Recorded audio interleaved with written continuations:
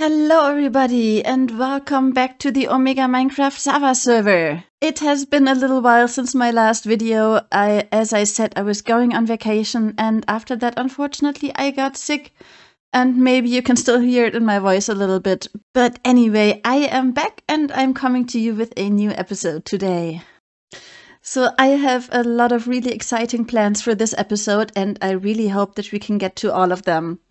First, we're going to take care of some animals, then we're going to do some lore, and in the end there will be a big reveal.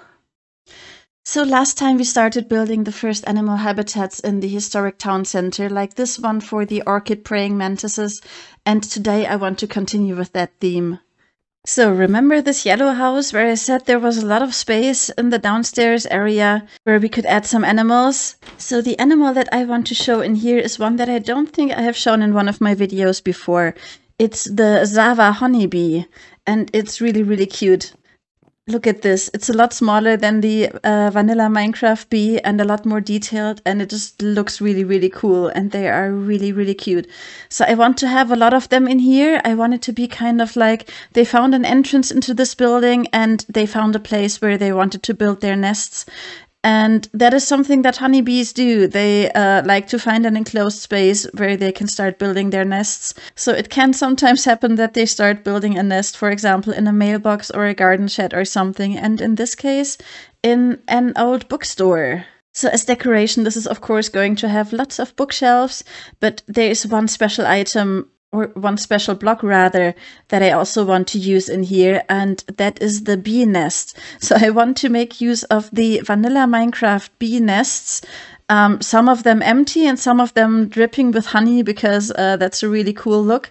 But I don't want any vanilla Minecraft bees in here, so I need to first get some nests and then somehow get them out from under the bees. Okay, so I have armed myself with some birch saplings, some flowers, some bone meal, and some leaves to take care of the vanilla bees. Now let's get to work and get some of those nice beehives.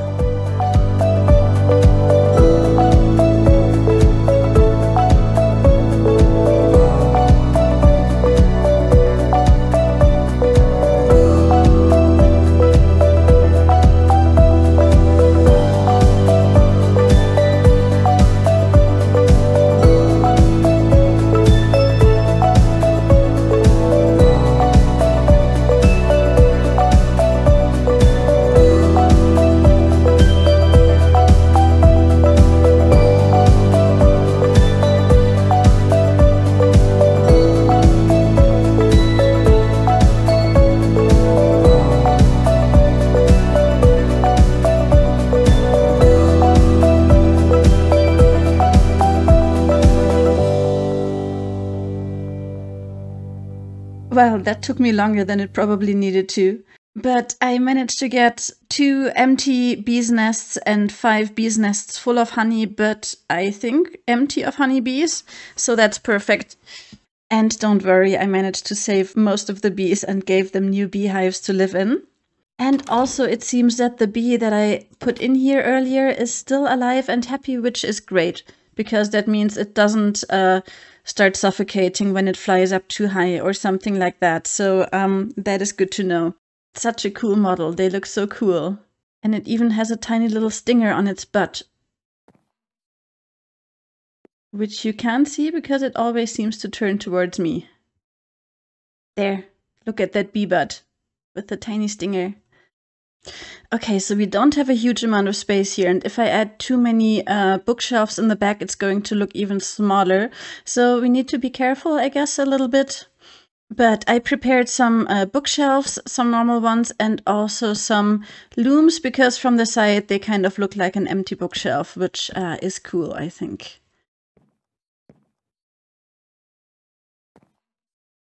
What?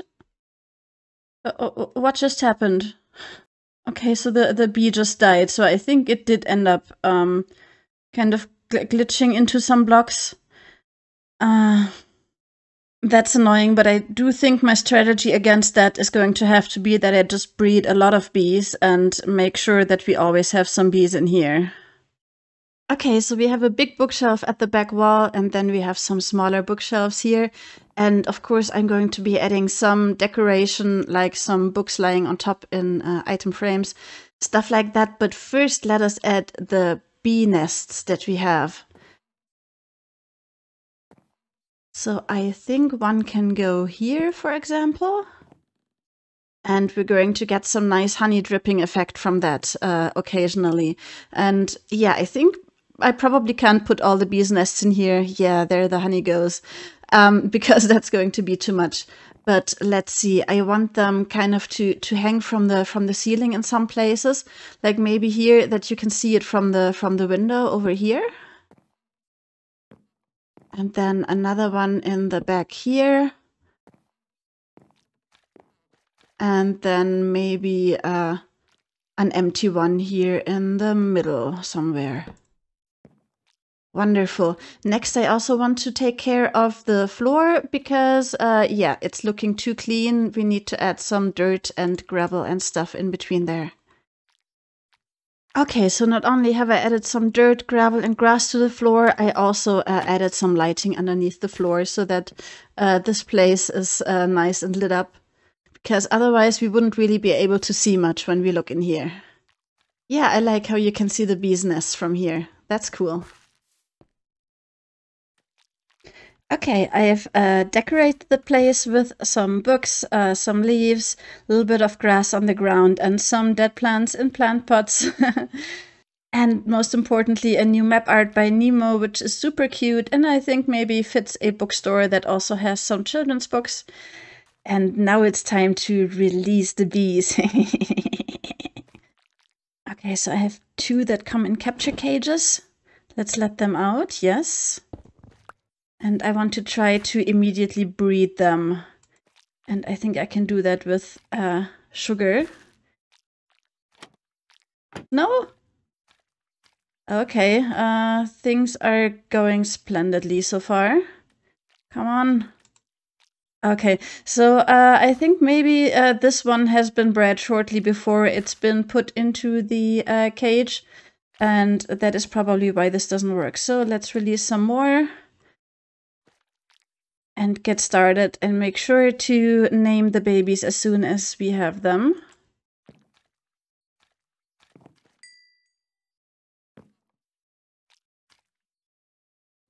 So I'm going to be doing a lot of bee breeding because not only do I want to have lots of bees, I also want to put some back in some nets so that I have backup in case something terrible ever happens to those bees in here.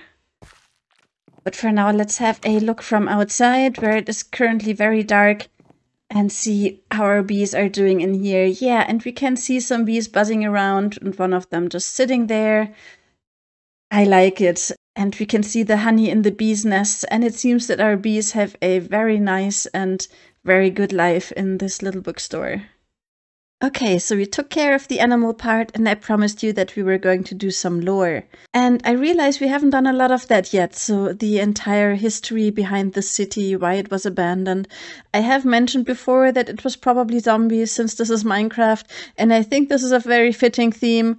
And you do occasionally, especially at night, encounter random zombies here on the streets, but I want to take it just a little bit further and also put zombies in some of the houses. So we do already have the zombie priest, and now I want to put someone here in that house behind me, the yellow one. So my idea for this is to have a little zombie kid inside here and put one of those heads on it so that it doesn't get hurt from the sun. I don't know which one yet. I kind of like the zombie Cleo one, but the other ones are also cute. And I don't want it to be a zombie villager kid because then I think we're going to have the nose sticking out. So I want this to be a normal zombie, and for that I'm going to use a zombie spawner, and I'll have to wait until I get a zombie kid. And I'll also need to make some kind of mechanism to sort out the adult zombies from the kid zombies and make a contraption where I can put the head on the kid zombies. So I need to build something, probably very ugly, probably out of dirt, kind of just outside of this house, to do all this and put the zombie spawner inside. So I've built this monstrosity out of netherrack. Pretty, isn't it? And I hope it's going to do what I need it to do. So zombies will spawn in here as soon as I place the spawner. then they will be pushed down into that opening. And then down here we can see them flowing past. And the tall zombies can't get past this point, so I can kill them here. And the baby zombies should be pushed over to here. And then I can use the dispenser over there to put a head on them. And I should also find a way to name tag them, I'm just thinking. And then I can open that trapdoor here and they will fall down and be pushed into the house. So let's try that out. And I will put another slab here so I can reach the zombies to name tag them. That should do it, I believe. Okay, I'm gonna place the spawner. And there they go. Yep, here they are. Okay, I'm just noticing that we are getting all those, all that rotten flesh and stuff down here. So I think I want to do something against that because I don't want the baby zombie to be holding rotten flesh if I can help it. Okay, I just heard a baby zombie. And man, those guys are loud. But I haven't managed to place the hopper yet that I wanted to place under here. And I don't see the baby zombie. Where is it? Is that... Oh no, but it's wearing a full set of armor. That's no good because I can't put a head on it if it's wearing armor. Oh, there goes one. Okay, that one only has pants and shoes on. I can deal with that. And there's another one. Oh, we're getting quite a lot of babies. I think I'm going to remove the spawner for now because otherwise things are getting out of hand. Okay, so something unfortunate happened to the first baby zombies, but I managed to get another one. And I've given him a totem of undying to hold because Scar mentioned in one of his recent videos that they kind of look like a teddy bear. So yeah, I think that's fun. Now let's try to put the head on. I hope that works. Let's see.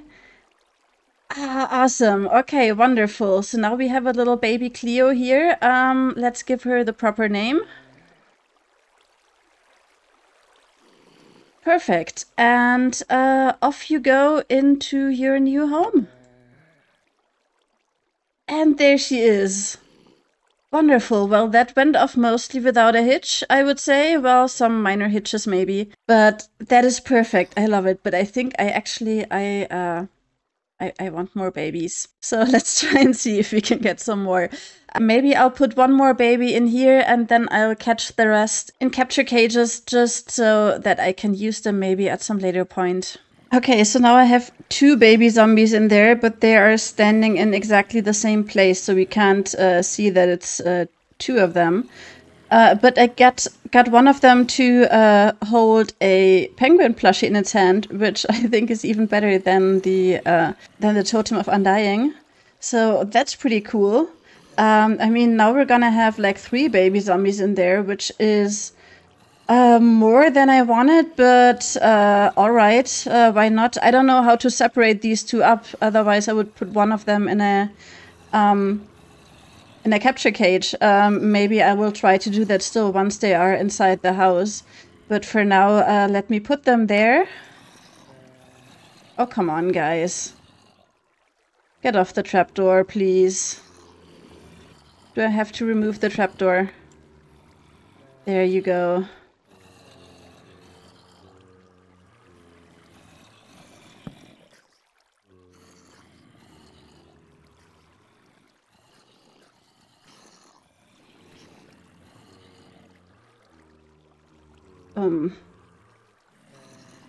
Oh no.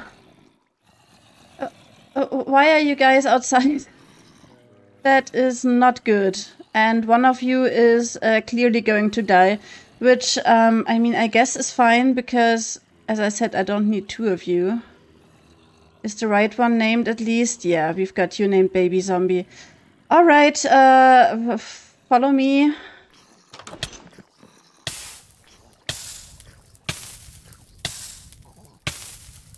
Yeah, okay. So, one of them died, which I guess is okay.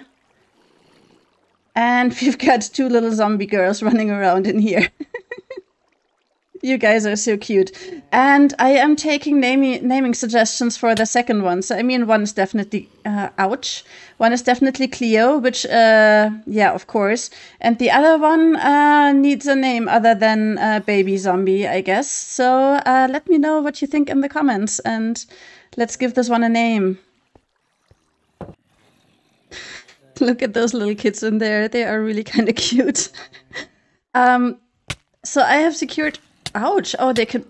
Oh no, there's one here. Oh, I thought they were punching me through the glass, but they are not. Okay.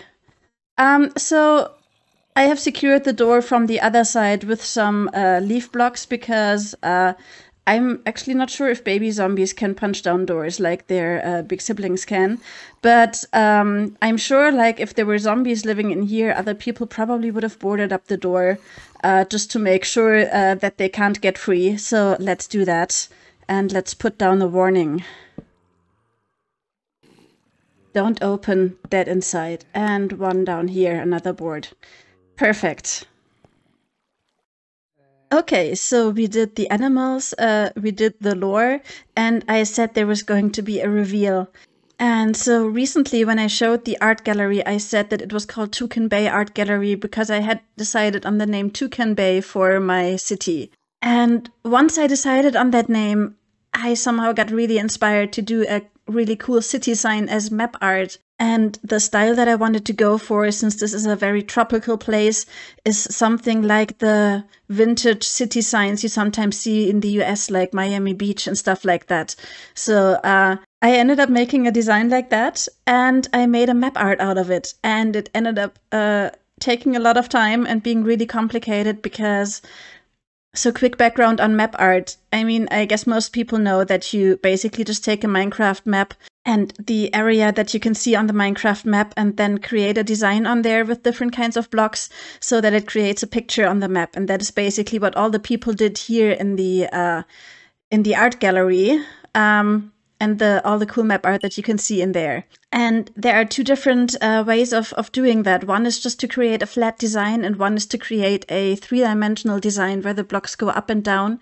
And depending on if the block next to it is higher or lower, this can actually create a different color of the block as it ends up on the map. And that's how they kind of make it so that you can see a little bit of the terrain shape on the map. So if it's like, if there's a hill or a valley, and yeah, that ends up giving you a lot more color options for the maps that you are making. And I decided to really punish myself and make a 3-dimensional map art because I wanted the colors to be really bright and the background color to be really dark. But I finally finished, and I want to show you the result today. Okay, I decided to get out my elytra for this because it's really fun to look at. So we are standing on top of the map art, so we are really high up. And now let's fly down and have a look. I am not used to flying anymore.